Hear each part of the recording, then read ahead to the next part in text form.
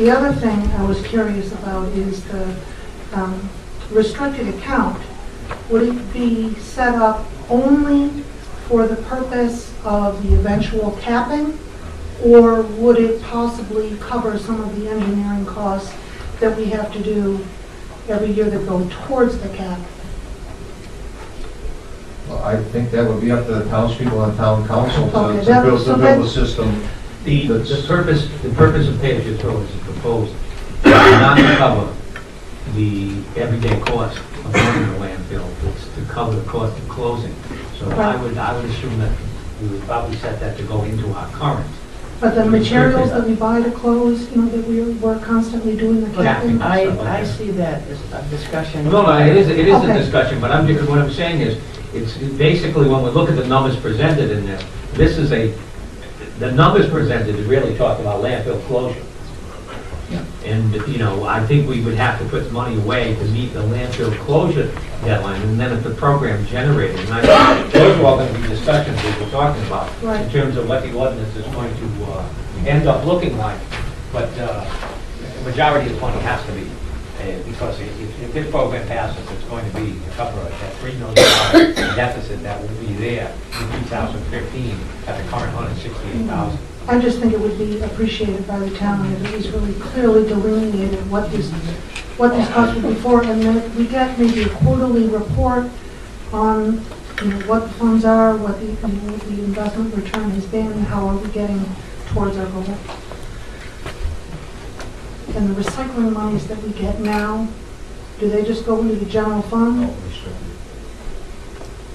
They're restricted too, so this account would... $168,000. No. The recycling funds, last year we got, I know it was kind of unusual, but we got, what, 43,000? 43, that was 2 years ago, and last Right. year we got nothing. Right, but would any possible future funds from that go into this account? Do you see what I'm getting at? No, I understand, but the recycling, I think, we got money to recycle for a couple of years. And It was a then grant, it was actually. a Yeah. grant, which And we didn't get gets any you this into year. the program, and then there, But the revenues from people bringing in the couches and the whatnots, do that all go into a separate account also, or do the general fund? If we're gonna set up a separate account, let's get it all together and account for it and make progress toward that goal and include everything in. Well, I think, if I'm not mistaken, I think the closure, you have to look at that as totally separate from everything else. And the fund that comes in for the recycling presently of mattresses and TVs and all that other stuff is usually presently used for operation, right? Well, yeah, we're currently putting $168,000 a year into the landfill closure account, Right. which is a restricted account strictly for the use of to be used when the landfill is full and has to be closed. I'm hearing that the pay-as-you-throw program is to generate enough money so that when it is time to close the landfill, the $5 million or $6 million that's needed will be there rather than be short by 4. So I would think that, again, we have some preliminary numbers which are being presented to us as to what this program will generate. And it's got to, first of all, generate at least enough money, and I think we can cover that in the audience, that a certain amount of money from this program, and probably up to the limits that are shown to reach that goal, will be put into the restricted account. And then I think if it's producing more money than that, some of that may go into the operation of the landfill to reduce tax.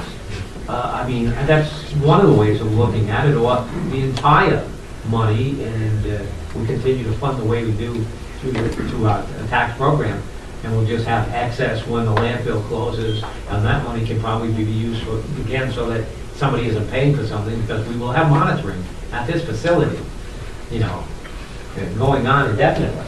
So, you know, I mean, there's always going to be a need, because you're responsible for what you put there. And those monitoring wells and so forth are going to continue even after the landfill is closed, because that stuff is going to leach through the ground, and as things deteriorate, you know, in the ground and broke down, because whoever put whatever in the landfill, you know, put it in something that was probably plastic or some kind of container that may take 5, 10, 15, 20 years to disintegrate before it creates a problem, if there is going to be a problem. So the monitoring will continue for a long period of time.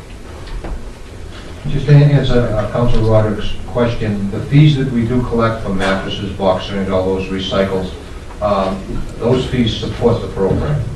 And if there is excess, it goes to the general fund. Yeah, that's something being taken away from us. Under the proposals we have, the only monies that will go into the restricted fund are one, whatever we collect from selling the bags. And number two, the $168,304 that we're presently putting aside in the restricted fund. To answer a couple of questions, if you look at the assumptions that are made on page 5 of the proposal as it was submitted, these numbers are extremely conservative. If I can give you one example, we have approximately 6,300 residential properties in town. We're estimating that 5,500 will actually use the program every week. And we're estimating that 4,500 will use $2 bags. 1,000 residences will use $1 bags. I think realistically, we all understand that there are going to be some weeks where you're going to use more than one bag. I mean, the assumption that nobody will ever use more than one bag would make these numbers extremely conservative.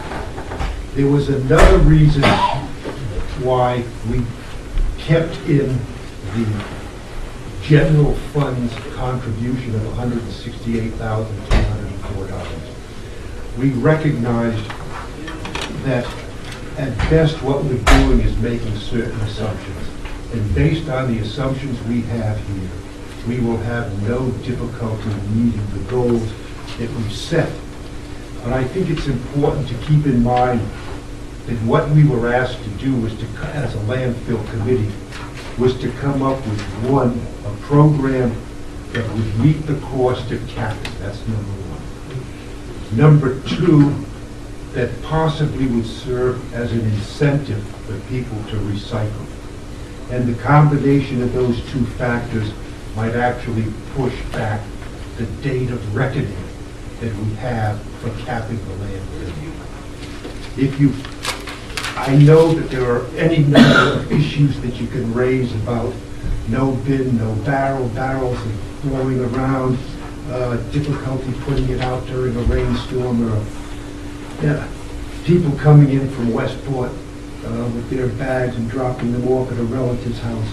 Those problems are going to be here whether you're using a colored bag made for the pay-as-you-throw program or you're just using a gray contractor's bag. We weren't trying to solve every issue, every operative issue that could come into play and just trying to collect the rubbish and garbage every week. Those were the program was meant to address these three very specific issues. And if you look at all of the assumptions, everything here is conservative and anticipates meeting the goal of having the money that we need in 5 years to cap the landfill. The $168,000 is still included and would go into the restricted fund. That is the $168,000 in the general fund. But we did that for a reason. We don't really know what we're going to be getting every year. It'll take us a few months to get some idea as to how this is going to work. The idea was, let's leave in $168,304 from the general fund. Leave that there. And if we need any flexibility, that's where we get the flexibility. If we're charging $2 a bag and $1 a bag when we start the program out, let's not change it in 3 months. Let's not change it in 6 months. Let's not change it at any point from now until we have to cap the landfill. If we have to play with numbers, and I suspect if you wanted to tweak the numbers here and come out to the exact number that we will need to cap the landfill someday, look at the number of 168,304. That's a number I expect over the next 5 years or so, you're probably going to be in a position to reduce. While we'll continue with the $2 bag and the $1 bag right up until the closure of the landfill.